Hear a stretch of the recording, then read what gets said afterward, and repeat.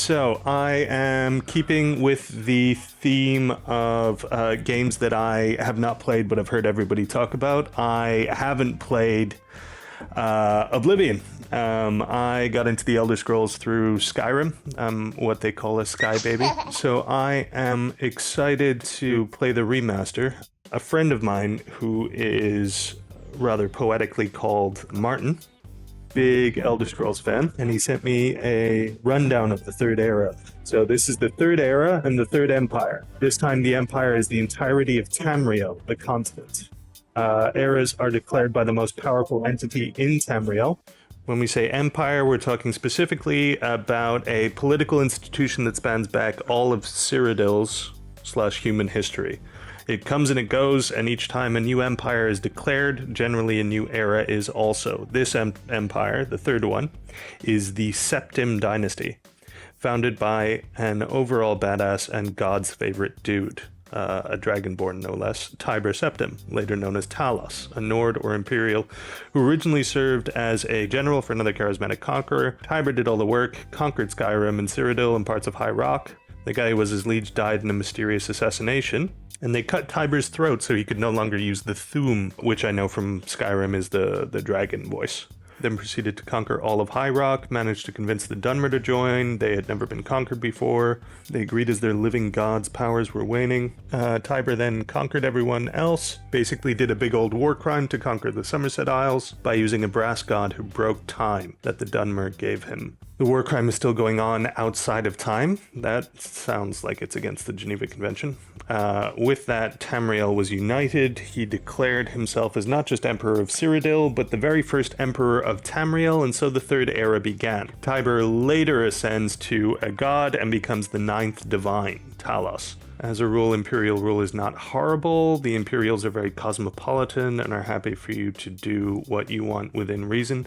Now, we can take this with a grain of salt, because I know Martin's a very Empire-heavy guy. I always played the Nords in Skyrim.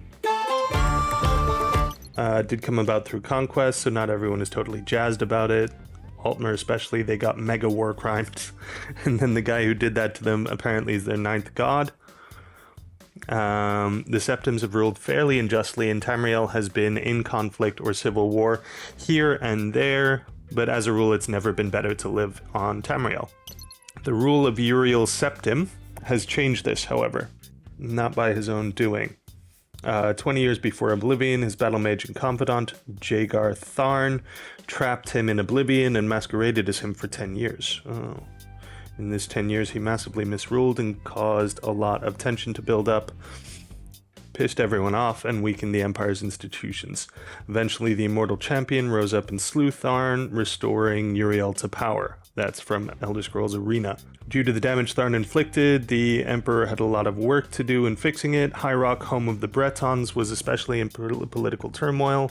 The Emperor sent a friend and ally, the Agent, to bring stability to the region. Brass God, I mentioned earlier, had resurfaced and was activated, causing a dragon break. Time broke. So all 16 endings of ES2 and Daggerfall happened. In Morrowind, crisis was brewing, separatists were raging against the Empire and its laws, and its living gods were becoming more insular, realizing Morrowind might fall out of Imperial control. And with worrying reports coming out of the province, the Emperor sent a prisoner who matched the description of an ancient Dunmer prophecy to see if that would help. In so doing, Morrowind was saved, the living gods become MIA or gone, and Dunmeri society temporarily settled into peace again. That's the Elder Scrolls 3 Morrowind. Now 10 years since Morrowind, the Empire has been mostly steadied, still much more tense than people may wish for, but a steady enough ship. I sure hope nobody is plotting the downfall of Tamriel. ... which I assume means somebody is. God, I love this franchise. Okay, so thank you, Martin. That was our primer. Now, in terms of who we're going to pick as a character, let's have a look through the options here. So we've got the Breton, so Argonian. This reptilian race, well suited for the treacherous swamps of its homeland, has developed natural immunities to poisons. They can breathe underwater and are good at picking locks. Now, I have heard that the lock picking in this game is difficult, so maybe that's an option. You hail from Arnesia, where the slavers of Morrowind are still active. The hide and seek every time there was a raid made you extremely quick and nimble. Thornmarsh, your birth region, is called the Jewel of the East, but behind the nickname lies a darker reality. You dabbled in magic just to survive, and your quick wits allowed you to live until this day. So Bretons, I remember they were good at magic. In addition to their quick and perceptive grasp of spellcraft, even the humblest of Bretons can boast a resistance to magical energies. They are particularly skilled at summoning and healing magic. As a child, you were always spending time on the docks of one of the islands, gaining some money by helping merchants carrying their goods and learning from their adventures. Being from High Rock, you were raised in the homeland of the Bretons. Going through all the great cities of the province made you quick on your feet. Okay. Dunmer. Dark Elves are known for their skilled and balanced integration of the sword, the bow, and destruction magic. That does sound fun. They are resistant to fire and can summon an ancestral ghost for aid. Okay, that's cool. As a Dunmer on the mainland, you grew amongst all kinds of traders. You learned all there was to know about negotiations and how to make people react the way you need them to. High Elf, yeah, the Altmeri Dominion, didn't like them in Skyrim. Somewhat vulnerable to fire, frost, and shock. Imperial. Okay, so I know this game deals a lot with getting the... Oh, thanks, Jim. Thanks for popping in. Alright, natives of the civilized cosmopolitan province of Cyrodiil. They have proved to be shrewd diplomats and traders. They are skilled with heavy armor and in the social skills and tend to favor the warrior classes. Okay. Khajiit. Excellent thieves. Intelligent, quick, and agile. I do like a sneaky guy in these sorts of games. All Khajiit can see in the dark.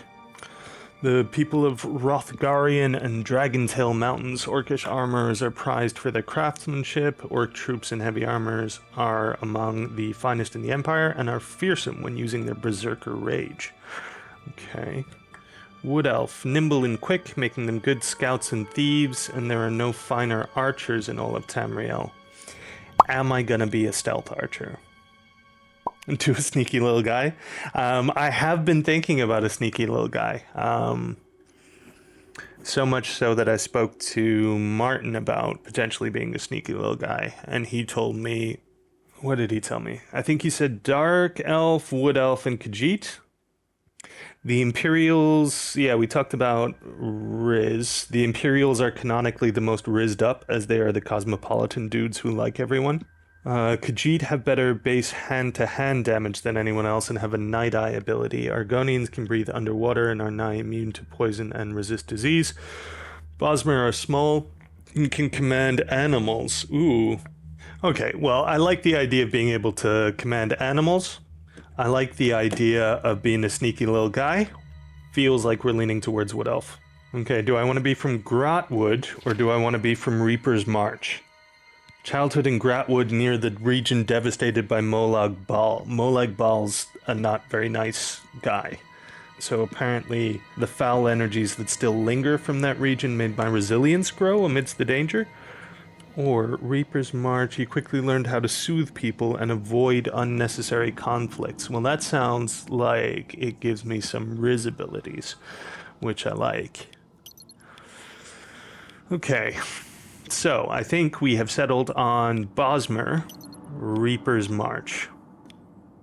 Oh, this is what all the guys were mad about online. They've changed the body type to type 1 and type 2 instead of male and female. So, all the Reddit was ablaze with how terrible that was.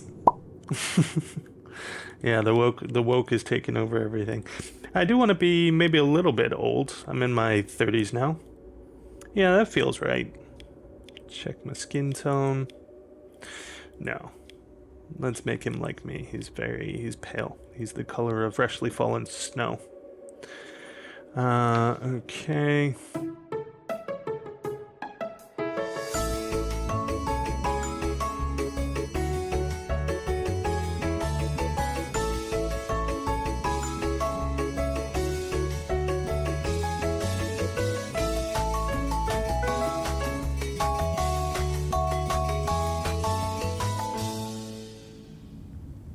Yeah.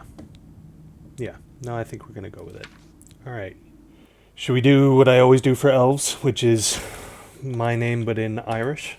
All right. He's going to be Aodhán, the Bosmer. Here we go.